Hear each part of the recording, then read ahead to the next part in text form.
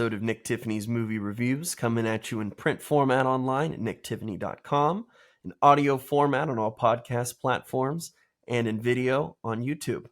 Today we're going to be talking about a new film streaming on Hulu, How to Blow Up a Pipeline, which is loosely based on the same novel of the same name, written by Andreas Malm.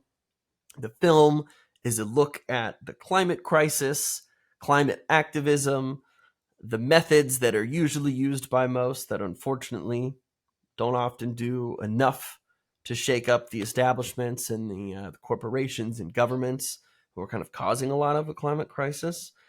And the film really looks at how you might have to take things to the next level, whether it's a show of force, a show of violence, to really make things understood. And, it kind of ties into this problem of revolution, not a problem of revolution, but this idea that oftentimes when you're fighting for your life, when you're fighting for the preservation of this planet, for your people, whatever it is, unfortunately, the only way history has shown us a lot that things actually change is through a show of force. Oftentimes, the only way that a government could be made to understand is to see just how pissed off its people are and just the lengths that they're willing to go to make that known.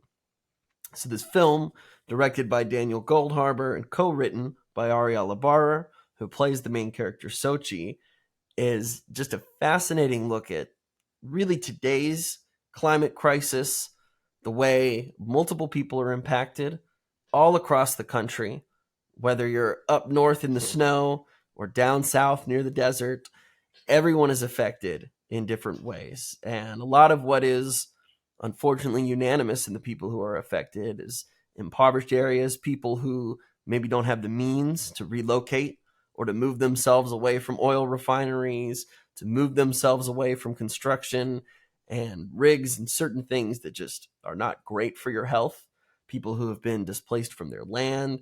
I mean, this film really touches on how you can understand people having a personal investment in this climate crisis, in this war on the climate, in trying to create a better world for ourselves, for our kids, for future generations.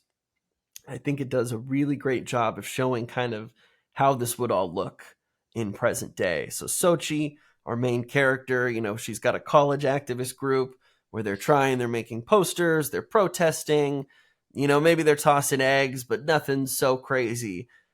And unfortunately, nothing's really changing.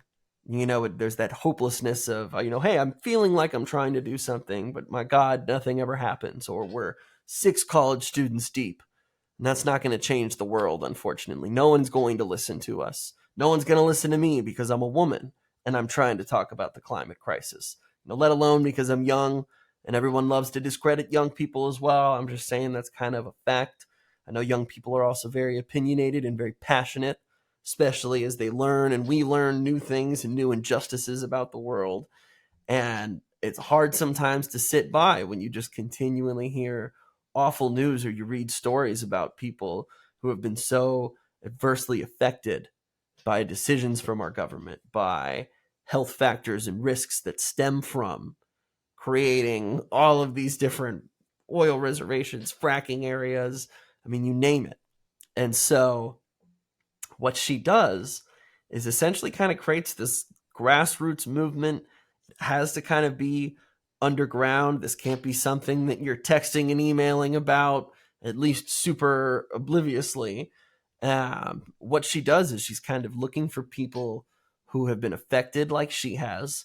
You kind of learn a little bit about her information, about where her family came from, her mother who's passed, and the health conditions that were kind of brought on by the place she lived in, and how unfortunately a lot of that was out of their control. It's just kind of chalked up to, well, there's toxic fumes that may escape and get stuck in the atmosphere here. There's freak accidents and freak occurrences. I mean, it's just like living under a telephone pole, or living under some power lines. And they tell you if you live long enough there, you might get cancer. There's certain things, frequencies, whatever it is, they're emitted from certain areas and radiation where you might live that over the course of 30 years might actually slowly poison people. And so there's a lot of stuff kind of like that, which the film explores. not necessarily overly in depth, but just this idea that sometimes there really are just horrific, random, and super, super specific things that happen to people as a result of different industries we've created that are meant to keep our world going, but actually are also harming our world. And so Sochi finds this small group of people who all have their own kind of cause, their own reason to want to say F you to the government, F you to the big oil corporations. How can we make a show that will actually emphasize what we're feeling, that will give them an understanding of what people just like them are feeling? And God, this film is really good. It completely took me by surprise. It was one I'd seen kind of on the independent circuit, was interested in it, and until I threw it on randomly one night, it was kind of, I didn't really know anything about it. I was like, I'm sure they're going to try to blow up a pipeline. You know, it's in the name. And that is part of what they're trying to do. But how you get there, how you start planning how you're going to blow this pipeline up, that's where this story really, I think, works its best and is just ultimately fascinating. Because in this new generation, you know, I might not even in the new generation, like my mom is one of the biggest proponents of YouTube and promoters of like, hey, if there is something that you need to learn how to do, whether it's replacing the light in your car, you know, one of your tail lights, or fixing something in your sink, I bet you could go on YouTube, search a video, and you'll probably find someone with a step-by-step analysis of how to do it. The number of times I've turned to YouTube or the internet for advice on how to do something, or like, hey, has anyone ever had this issue? And 5 people are like, yeah, you just got to do this. And it's great. You can learn so many useful tips. And then you can also go online and research how to make a bomb, how to turn fertilizer into freaking bomb making material.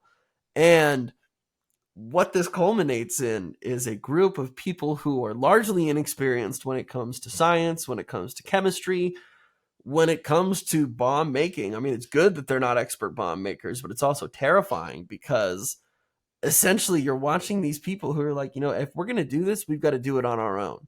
You know, we cannot make noise online. We cannot have traces to phones, to bank statements and credit cards. We've got to be very careful how we're doing this all. You know, we all need to be acting independent until we absolutely have to meet up together to fulfill the rest of the operation.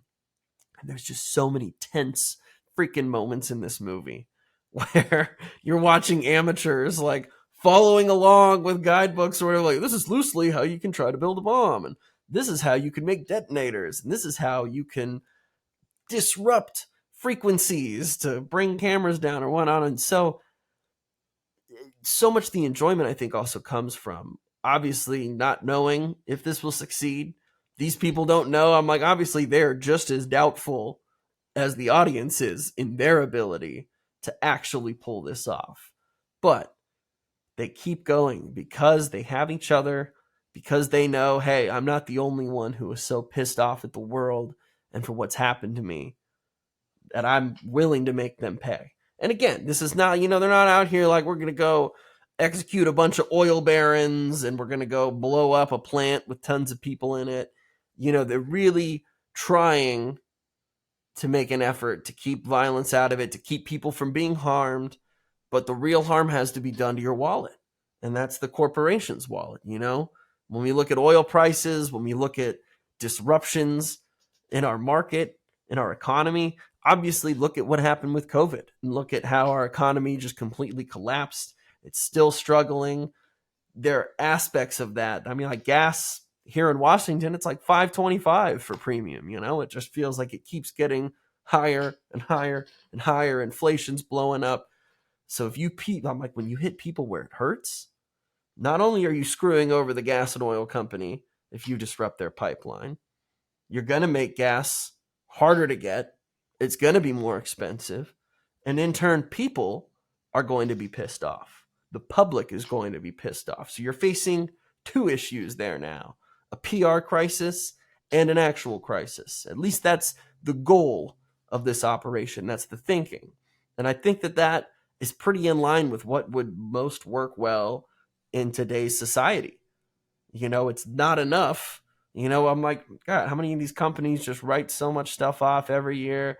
Oh, we could take a minor loss like that. We could do that. But your look and your image is everything these days. And so when you've got the masses, if you've got the masses of the country rallying in against you, that's going to hurt. So, God, this movie's just good. I feel like there's not a ton of eco thrillers or like eco terrorist movies. There were two movies back like in like the 2010s. There was Night Moves in the East, looking at these different kind of cells or groups of people who, one of them, they're trying to blow this dam up. There's another one where, they're pouring all these different toxins into these reservoirs, these different companies. And as a result, people are dying. But obviously, the way things work in our society too is like, oh, like 4 or 5 people died as a result of some of the poisoning in the water, but it was over a really long time. And God, it's such a small worry. We'll put out little small settlements, but we're not going to really change our practices. And it's frustrating because what those movies and what this movie do really well is emphasizing that point of like, corporations don't care about people. They really don't. There's a bottom line that they need to meet. There are dollar signs, and that is all they see. And as much as people want to go to bat for billionaires and $1 billion corporations, like they don't need you to do that. They don't care about us. They really don't. Otherwise, you would see every week, like, hey, we're implementing new changes. I'm not saying you got to go all green or whatever, but there's certain practices you could stop doing and certain things you could not do that would in turn not risk people's lives, would not displace people from their homes, would not displace more Native Americans from land they've already been displaced from. And God, I mean, like it's the best part of what I think solid activism is too, or just as far as raising awareness or stoking a fire in people in terms of like, hey, number one, it's all right to be pissed off. I mean, that's all right. We are supposed to challenge things. We are supposed to be able to comment on our government, its practices, all these ideas of capitalism, and despite the fact that our economy runs on it, is it the best for people? No, we see that all the time. But, we feel we live in this catch-22 where that's just how things are. But that's the mentality, that's just how things are. It's going to be pretty tough to change things. Change is uncomfortable. Change is tough. But when you put it up in your face, I mean, you are almost forced to change. You were forced to look at that reflection and acknowledge. And How to Blow Up a Pipeline holds up a pretty clear mirror as to what these corporations in our government do sometimes.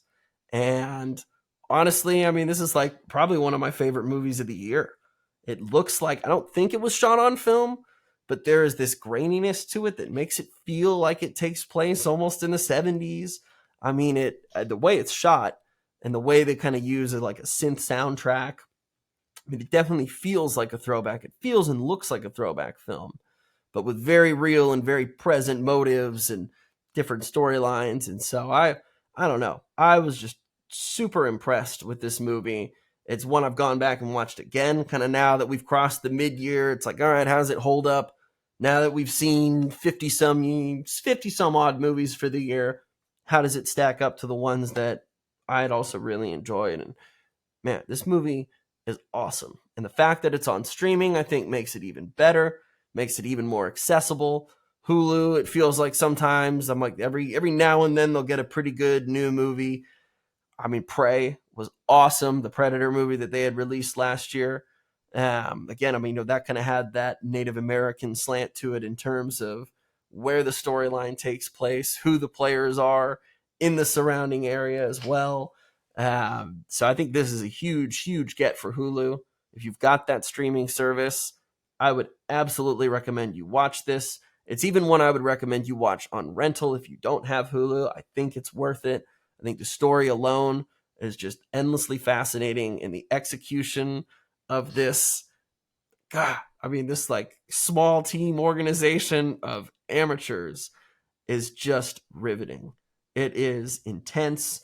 At times, it kind of like I felt like I was watching oh God, the Safdie movies, Uncut Gems. I mean, Uncut Gems or Good Times.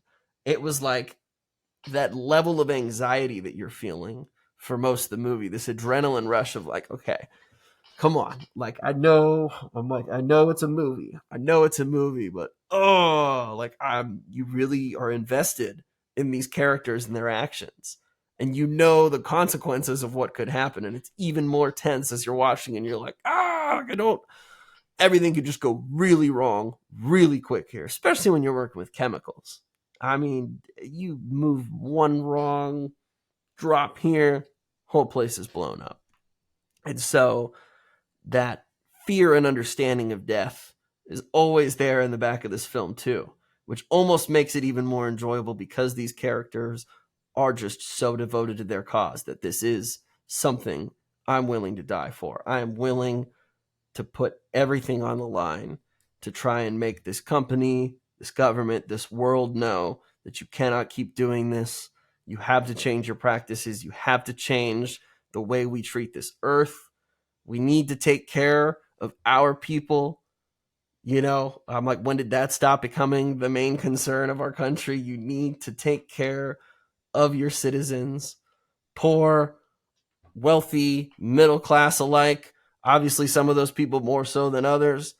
But again, that is just the unfortunate reality of the world we live in sometimes. And so sometimes you got to take things into your own hands. You've got to be the vigilantes that fight for justice and fight for ultimately what's right. And, maybe that's a controversial opinion, but I would just ask that you watch this movie and then really think about it, because I mean, it brings up a lot of great points. And it's, again, one of those things that makes it harder to be so black and white in a world where you're like, no, blowing up a pipeline would be horrible. In the end, it would be really worse for the citizens, but if that's what's going to piss people off and get them in the faces of these corporations, it's like, sometimes you got to take risks. Sometimes you got to piss people off for the greater good.